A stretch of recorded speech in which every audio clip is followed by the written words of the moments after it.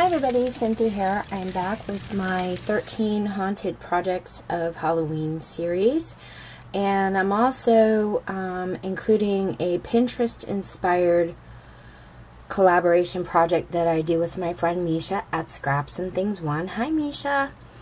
And I wanted to do like a 2-in-1 because we were supposed to make bag toppers, 3 different kinds.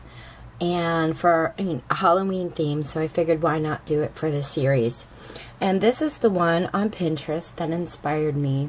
And what I liked about it is it looked like you didn't need a die, bag topper die, to make this. Super simple and fun. This is by, let me read, Linda Parker. And it's on my Pinterest if you want to check it out. But I just like the fact that you did not need to use any of these. And these are what I have in my stash. I got these on Amazon a while ago. Not sure if they're still on there. If they are, I will post a link below to the ones that I ordered if you're interested. I'm not affiliated in any way. It's just sometimes you guys, I like to order what other people do, so I like to know where they came from. But not everybody has these. You know, some people don't have anything. They're just starting out with paper and glue. So I decided I'm not using these in the video today. We're going to keep it super simple. And I just used a 6x6 paper pad from Pets and Pumpkins. And I did 2 different sizes with this 6x6. So it's nice. You can use up your 6x6 paper pads, or you can even use your scrap pieces that you have left over in your stash. The bag sizes that I used today, well, one is a baker's bag, and that you can get at Michael's. I'm pretty sure you can get them anywhere, but they're basically baker's bags that bakeries use to put cookies in, and I'll show you that in a second. The next size I used for our smaller bag topper were 3x4. These I got at Michael's, but you can, you know, purchase clear bags online too, but it's the 3x4, 3 inches across that I used. And then the next size I used was a 5x7 clear bag. Now these I purchased on Amazon as well, so like I said, I will post links below for you guys. And let me show you how mine came out. Now this is the bakery bag that I told you I used, and I just filled mine. I don't know if you can kind of see through it. It's got a bunch of like Twizzlers and Sour Patch Kids. I just filled it with a bunch of candy. And this is my bag topper. Now, you don't need to punch a hole in your bag. I just did it as like a little bag handle. You can basically just use the cardstock, score it, fold it in half, and make yourself a bag topper. It's pretty easy. But I went ahead and used a heart punch here, and then from the punch, I just topped it off there and kind of decorated a little bit. I used some Dollar Tree spider webbing and these foam eyeballs I had in my stash. So this is the front and the back. And this I used a 6x6 piece of cardstock. So we're going to make this one. And then this one I also used a 6x6 piece of cardstock. And I filled it, this is the 5x7 bag I used. And I filled it with some handmade embellishments. And then I even decorated it with a handmade embellishment. And I think we did these coffin embellishments, I want to say last year in the series. So if you haven't seen that tutorial, I will post a link below if you want to check it out and make yourself some of these little coffins. And then for the handle punch here, I used this 2-inch punch that I purchased from Hobby Lobby, and it's from the Paper Studio. And then again, I used the scrap piece that I punched out to fold in half and create a little tab on my handle. Okay, so this is also used a 6x6. So we're only going to make one 6x6 today. And then this one, I used a 3x6 sheet of cardstock to make, and I used my scallop circle punch to punch a hole, and then I used the scrap piece as the pull tab. And that's just a little Dollar Tree spider ring that I cut the ring part off, and then I mixed in some spider rings with the candy just to make it look a little festive. And I just stapled mine. You don't have to do that. You can use double-sided tape, but I just find stapling it is a little easier for me. And this was using the 3 by 4 inch bag. So we're going to make this one and this one today. So let me set these aside.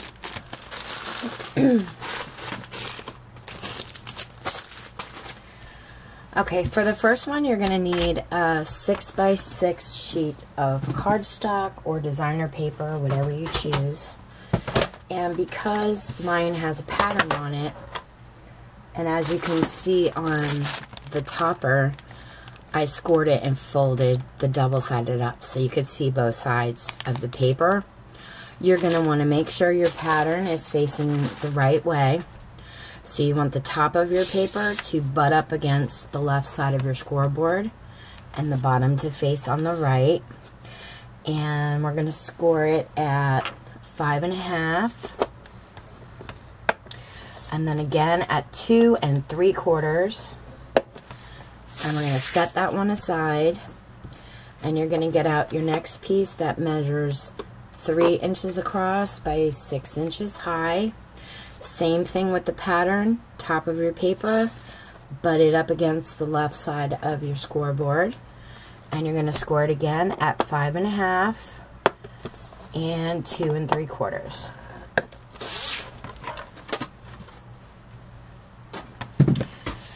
And then for this one, I'm going to fold my 1/2 inch score line up. And then I'm going to fold this one down in half. And like I said, you could just keep it like this as your bag topper. You don't need to punch a hole. It's entirely up to you. For the little guy, I'll get it out so we can look at it. For this little guy, I use the scallop circle punch. So I'm going to keep it folded. Try and center my punch. And the bottom of your punch, you want it to go past this edge. Don't get it too close to the edge or you won't be able to have a handle. So fit it in there nice and centered and punch. Okay, so now we have our little scallop handle.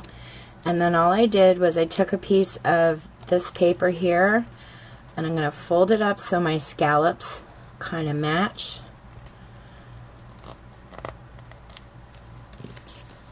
And then I'm going to glue it right there to the top. Let me get out my liquid glue. So I had my craft show that I was actually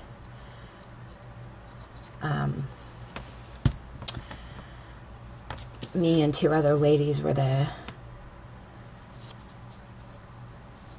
head of the craft show. And it was a lot of work. A lot of work, my friends. I don't think I will do that again. I'd rather participate than actually run a craft show. I'm glad I did it, but it was successful. It wasn't as successful as previous years before COVID shut down, but it was still a success. And I'm just super tired. Because I ran the craft show, I didn't really have a whole lot of time to do my own crafting. So that's another reason why I'd like to just participate. But it went pretty well. So anyway, this bag in particular, I went ahead and used my corner rounder and lined it up. I probably should have did that first before I put my tab on. It's just easier. But because I didn't, I'm just going to fold that tab up a little bit and get it in there and punch out my corners. And this one I'm going to open up, line it up and punch the corner again, and then I'll do this side.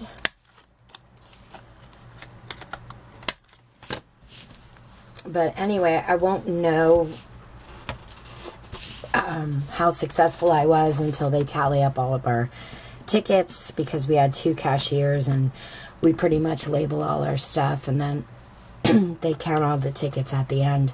So I'll find out at my November meeting, but it was fun, but it was a super amount of work. So I'm happy it's over. I'm so glad that I can just get back to doing videos and tutorials and put the craft show thing behind me right now.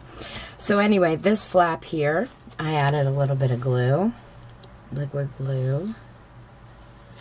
But I will tell you what sold well and what didn't as soon as I find out in November. I'll come back on and kind of do a little craft fair video, show you what I sold, what sold well for me. But what sells well for me might not sell well for somebody else.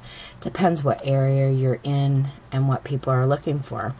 And sometimes what you made a previous year may not work the following year. So you just never know. Okay, so then I got some of this spider webbing from the Dollar Tree. And I'm just going to put some liquid glue on this side and lay some down. And then turn it over. I'm going to press that down. And glue some on this side. Flip that around. I love this stuff. It's so cool. You just glue some on. Bada bing, bada boom, and you're all done, right? And I'm going to do the same to this corner here. You guys can decorate these however you'd like. I'm just sharing how I did mine. I'm going to trim that off a little bit. Didn't need that much. Put a little bit in here.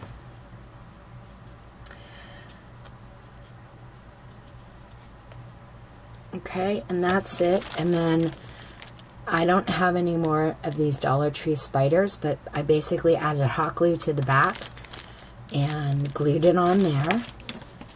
So that's all I need to do is get another spider or something for that area.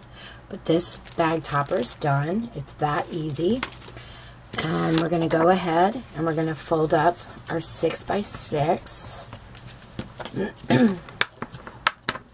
I apologize, my voice is gone. I did so much talking yesterday, and then it's just not there today. Okay, this bag in particular, I did not round the corners. I just kept it simple and kept the square edges there. But I used my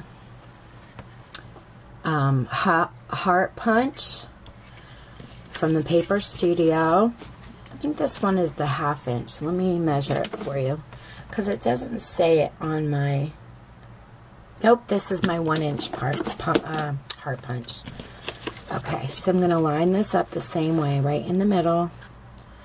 And make sure you go past this edge so that you have a nice handle. And punch.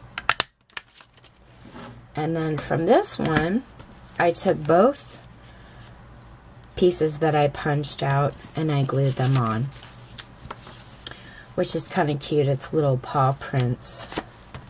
I love this paper. Okay, so I'm going to line that up right above my handle that I made.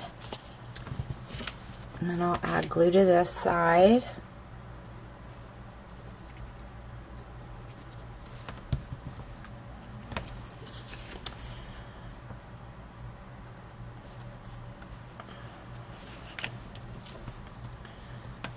I can't believe Halloween is almost here, guys.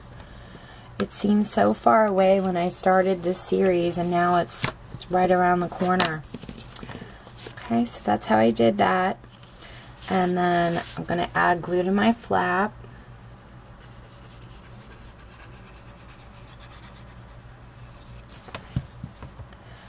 And fold that back down.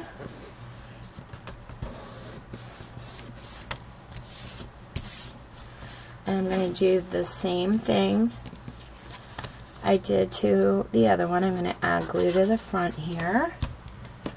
and lay on some of that spider webbing from the Dollar Tree. Push it down.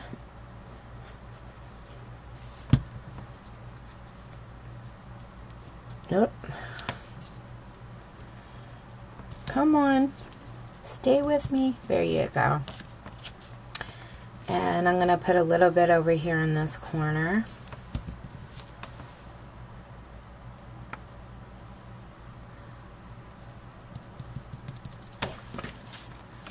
Flip it around and do the same thing here.